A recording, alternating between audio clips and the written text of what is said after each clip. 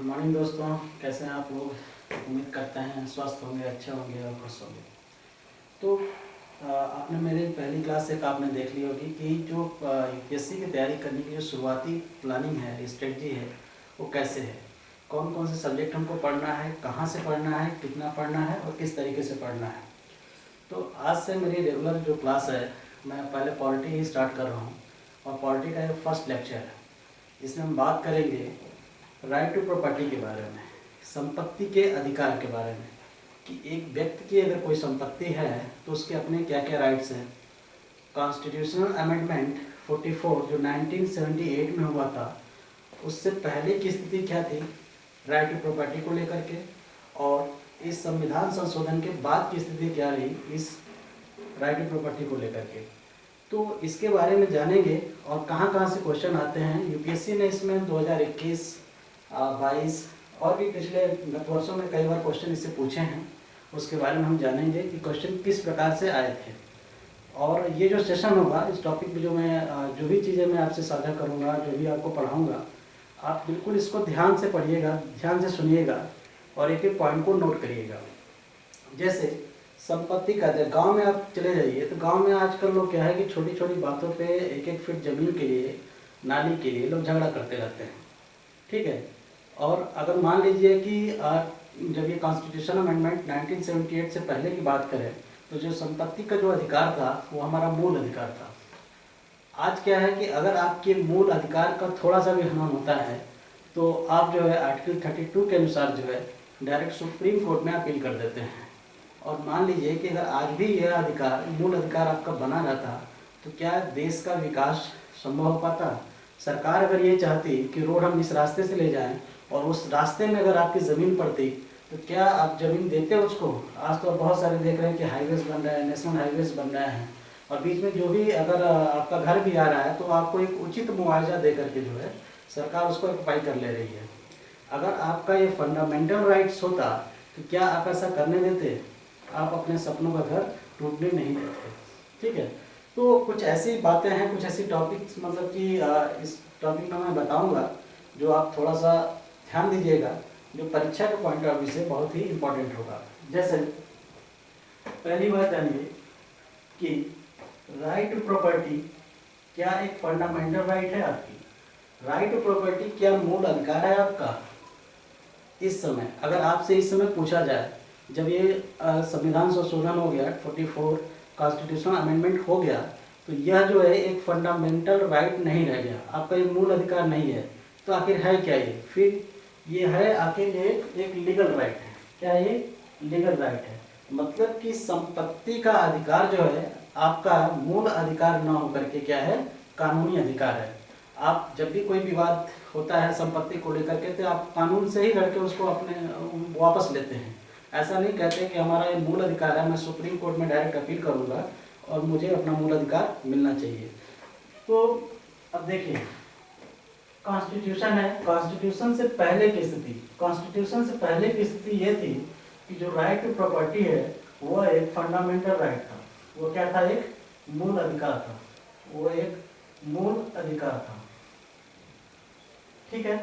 लेकिन जब ये 44वां संशोधन किया गया, अच्छा आप मैथ्स में भी ऐसे तर्क दे सकते हैं या फिर उसके बारे में थोड़ी थिंकिंग कर सकते हैं कि 44वां संशोधन लाने का या फिर इस संविधान में इस पॉइंट को लेकर के संशोधन करने का मतलब क्या था। अब जरा सोचिए कि देखिए आपके जितने भी मूल अधिकार आपको मिले हैं, अगर थोड़ा सा भी उसका हनन होता है तो आप डायरेक्ट उसको बचाने के लिए आप कहाँ पहुँच जाएंगे, सुप्रीम कोर्ट पहुँच जाएंगे। किस आर्टिकल के थ्रू, आर्टिकल 32 के थ्रू। लेकिन तो अब बताइए ज़रा कि अगर हमको किसी चीज़ का डेवलपमेंट करना है, विकास करना है, और बार बार अगर आपका कोई एक ऐसा मूल अधिकार है जो उस विकास की जो रूपरेखा तैयार करने में बाधा डाल रहा है, तो इसको दूर करने के लिए, इस विसंगतियों को दूर करने के लिए संसद ने एक संविधान संशोधन किया, और संशोधन करने के बाद जो है उस फंडामेंटल राइट को क्या कर दिया, लीगल राइट में चेंज कर दिया कि अब ये आपका क्या हो गया, कानूनी अधिकार हो गया।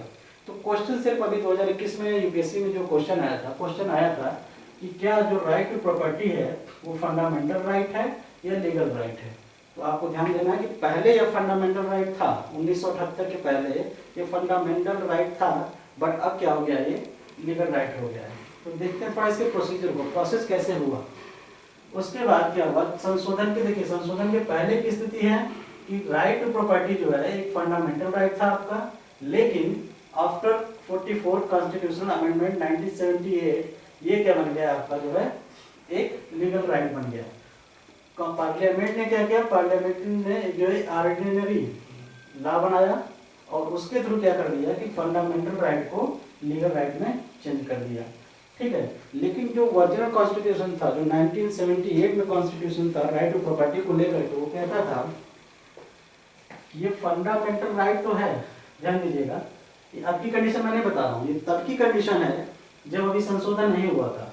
वो उस समय का ओरिजिनल कॉन्स्टिट्यूशन ये कहता था ये जो राइट टू प्रॉपर्टी है वो आपका फंडामेंटल राइट तो है, लेकिन can be taken for public purpose, लेकिन किसी पब्लिक पर्पस के लिए आपसे ये प्रॉपर्टी आपकी ली जा सकती है, ये कहता था। लेकिन और एक चीज और चीज है, उसके साथ साथ एक चीज और जुड़ा हुआ था उसमें कि जब आपकी प्रॉपर्टी पब्लिक पर्पस के लिए ली जाएगी तो उसके एवज में आपको कुछ न कुछ मुआवजा दिया जाएगा, जिसको इंग्लिश में कहते हैं कंपेंसेशन दिया जाएगा। लेकिन जब ये संविधान संशोधन हो गया उसके बाद क्या किया गया कि पहली बात तो अच्छा ध्यान दीजिएगा, तो अगर आपसे कोई पूछे कि जब ओरिजिनल कॉन्स्टिट्यूशन में ये जो प्रावधान था किस आर्टिकल में था, तो वो आर्टिकल है 19F, 19 संविधान का आर्टिकल 19 क्लास F और 31 में इसका प्रावधान किया गया था। लेकिन जैसे ही संशोधन किया गया, जैसे ही संशोधन हुआ, सबसे पहले तो इस आर्टिकल को रिमूव किया गया। रिमूव करने के बाद एक आर्टिकल इसमें जोड़ा गया 300A संशोधन के बाद, और संशोधन के बाद 300A जब आर्टिकल जोड़ा गया, इसमें ला करके कुछ प्रावधान ऐसे किए गए कि पहली बात तो अब ये आपका जो फंडामेंटल राइट था वो लीगल राइट हो गया। उसके बाद जो कंपनसेशन देने की जो बाध्यता थी पहले, अब ये बाध्यता नहीं रहेगी, ठीक है। हम कंपनसेशन दे भी सकते हैं, नहीं भी दे सकते हैं। तो आखिर हमें जानने की जरूरत है कि आखिर कंपनसेशन किस बेस पे मिलेगा या मिला होगा। तो कंपनसेशन के मैटर में अगर देखेंगे, बात करेंगे, तो अगर आपकी जो प्रॉपर्टी है, अगर आपकी प्रॉपर्टी जो है माइनॉरिटी कंडीशन में, माइनॉरिटी इंस्टीट्यूशन कंडीशन आर्टिकल 30 बताता है कि आर्टिकल 30 के अनुसार अगर आपकी प्रॉपर्टी जो है माइनॉरिटी इंस्टीट्यूशन की प्रॉपर्टी है, तो उस कंडीशन में आपको मुआवजा मिलेगा ही मिलेगा, कंपेंसेशन आपको मिलेगा। दूसरी चीज, ये तो पहली कंडीशन हुई। दूसरी कंडीशन ये हो गई कि अंडर पर्सनल कल्टीवेशन, अगर आपकी खुद की जमीन कृषि भूमि है तब भी आपको कंपेंसेशन सरकार को देना ही पड़ेगा, ठीक है। तो ये तो कंडीशन आप समझिए कि संशोधन के बाद क्या हुआ कि पहले जो संशोधन के पहले ये था कि कंपेंसेशन देना जरूरी था, बिल्कुल नेसेसरी था, लेकिन संशोधन के बाद जो है क्या कंपेंसेशन मिलेगा कि नहीं मिलेगा, तो उसमें सरकार उसके लिए बाध्य नहीं है, कंपेंसेशन दे भी सकती है और नहीं भी दे सकती है। लेकिन कोई ऐसी दो कंडीशन बताइए जिसमें कंपेंसेशन सरकार के लिए बिल्कुल बाध्य हो, तो कंपेंसेशन देगी ही देगी। तो आप ध्यान रखिएगा, माइनॉरिटी इंस्टीट्यूशन जो आर्टिकल 30 के अनुसार आता है, आर्टिकल 30 में माइनॉरिटी इंस्टीट्यूशन के बारे में दिया हुआ है। अंडर पर्सनल कल्टीवेशन, अगर खुद की कृषि की भूमि है, जो आर्टिकल 31A में, आर्टिकल 31 क्लास A में आता है, और इसका इस जो 31 एक जो क्लास है जोड़ा गया था पहला संविधान संशोधन 1951 में। तो आपसे यहाँ से कुछ पॉइंट आउट कर लीजिए, जैसे कि पर्सनल कल्टीवेशन जो होता है आर्टिकल 31 की क्लास A में आता है। आर्टिकल 31 क्लास A कब जोड़ा गया, तो फर्स्ट कॉन्स्टिट्यूशनल अमेंडमेंट 1951 में जोड़ा गया। उसके बाद कंपेंसेशन की दो कंडीशन है, या तो फिर वो माइनॉरिटी इंस्टीट्यूशन होगा किसके अनुसार, आर्टिकल 30 के अनुसार, या फिर वो पर्सनल कल्टीवेशन का मैटर होगा। दूसरी चीज, सबसे इंटरेस्टिंग बात इसमें ये आती है कि जैसे मान लीजिए आप कहीं रेंट पे रहते होंगे अपना, या फिर अपना घर किसी को रेंट पे दे रखे होंगे, या फिर आप कोई लॉज चलाते होंगे।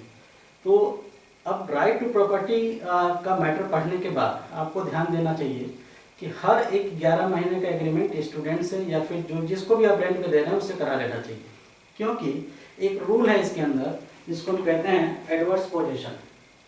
एडवर्स का मतलब होता है प्रतिकूल, प्रतिकूल कब्जा। पोजीशन का मतलब होता है कब्जा। मतलब कि अगर कोई व्यक्ति आपके संपत्ति के अंदर आपकी मर्जी से 12 साल तक अगर लगातार रहता है, ध्यान से सुनिएगा, अगर कोई व्यक्ति आपकी संपत्ति में आपकी मर्जी से 12 साल लगातार रहता है और आप उस पर कोई लीगल एक्शन नहीं लेते हैं कि हमारा घर छोड़ दो फिर आप छोड़ के चले जाओ, ये 12 साल तक की कंडीशन है, तो वह आपकी संपत्ति पे अपना मालिकाना हक दायर कर सकता है और हो सकता है कि कोर्ट जो है उसके पक्ष में फैसला दे दे और आपकी संपत्ति जो है उसकी हो जाए। तो ध्यान रखें इस चीज़ का।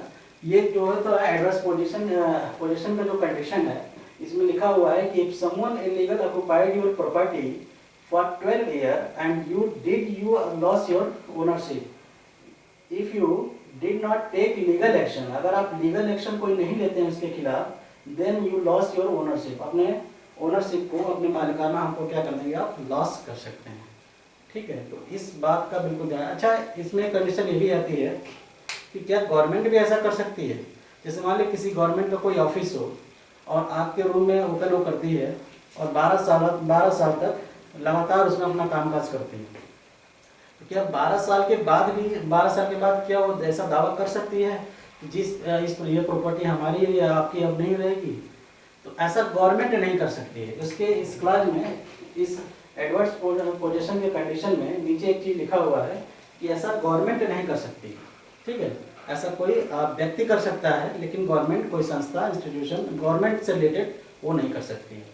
ठीक है, तो आपको इस टॉपिक के बारे में, प्रॉपर्टी ऑफ राइट्स, संपत्ति के अधिकार के बारे में आपको ध्यान देने वाली बात क्या है? पहली बात तो ये जो है 44 कॉन्स्टिट्यूशनल अमेंडमेंट 1978 के थ्रू बनाया गया। उससे पहले ये एक मूल अधिकार था, उसके बाद क्या हुआ, ये एक लीगल राइट्स हो गया। ओरिजिनल कॉन्स्टिट्यूशन में यह 19F और 31 19F और 31 आर्टिकल के में इसका जो क्या है प्रावधान किया गया था। और जब ये संविधान संशोधन हो गया उसके बाद इन दोनों आर्टिकल को रिमूव करके एक नया आर्टिकल कौन सा जोड़ा गया, 300A, और इसमें ऐसा प्रावधान किया गया कि कंपेंसेशन देना नेसेसरी नहीं है दो चीज़ों को छोड़ करके, या तो कोई आपकी संपत्ति माइनॉरिटी इंस्टीट्यूशन में हो आर्टिकल 30 के अनुसार, या फिर पर्सनल कल्टीवेशन के लिए यूज हो रही हो आर्टिकल 31A के अनुसार। ठीक है, तो 3-4 पॉइंट ऐसे हैं जो इसमें ध्यान रखिएगा इस पूरे लेक्चर में और उसको पॉइंट आउट कर लीजिएगा। अगला टॉपिक जो हमारा होगा वो टॉपिक में लाऊंगा कॉन्स्टिट्यूशन अमेंडमेंट को लेकर के, कि संविधान में संशोधन किस तरीके से हो सकता है, कौन कौन से आर्टिकल हैं और कौन कौन से ऐसी पोस्ट हैं, जैसे पद हैं जो संशोधन के दायरे में आते हैं। तब तक के लिए धन्यवाद।